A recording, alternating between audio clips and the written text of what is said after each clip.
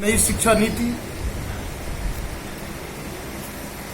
हम सब लोग नई शिक्षा नीति का स्वागत करते हैं। नई शिक्षा नीति बहुत लंबे समय से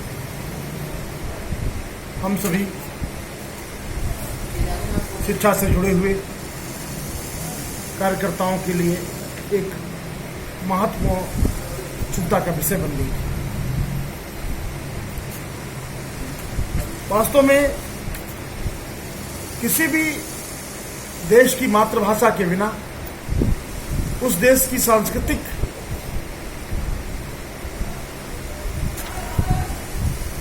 स्थिति विकास की ओर कभी अग्रसर नहीं होती, सांस्कृतिक विकास संभव नहीं होता। हिंदी हमारे देश की मातृभाषा है। हिंदी दासी नहीं किसी की, भारत के स्वाभिमान की रानी है। हिंदी है जन जन की भाषा, हिंदी गंगा का पानी है।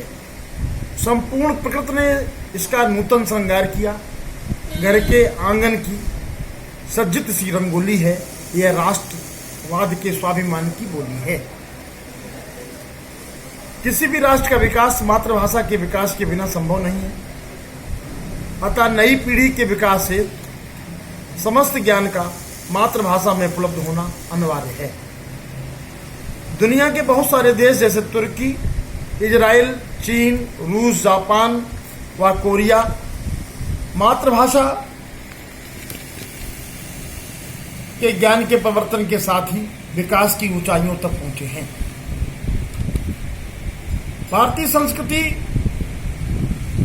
के विकृतीकरण पर आधारित पुरानी शिक्षा नीति थी। पुरानी शिक्षा नीति में भारत के स्वाभिमान को, भारत की संस्कृति को, भारत के इतिहास को झुठलाया गया। इसलिए भारतीय स्वाभिमान से जुड़ा हुआ विषय नई शिक्षा नीति में समावेश हुआ है।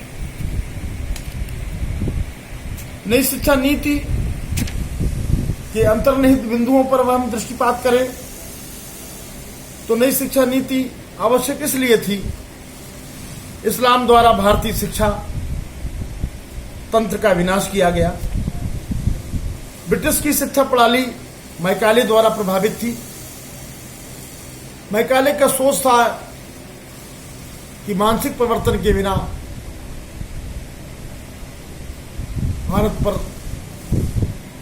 भारत का स्वरूप बदलना, भारत पर विजय प्राप्त करना संभव नहीं है। भारत की मानसिकता परिवर्तन करने के लिए, भारत की सोच परिवर्तित करने के लिए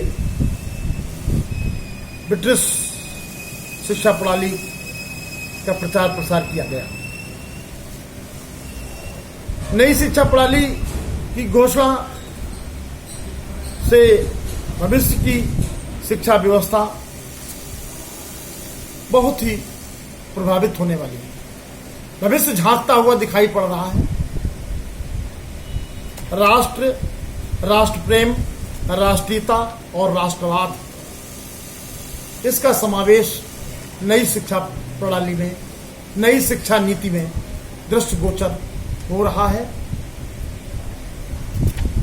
भारत का स्वाभिमान, देश का गौरव और रोजगार के अवसर, शिक्षा केवल अंक ज्ञान, अक्षर ज्ञान नहीं है।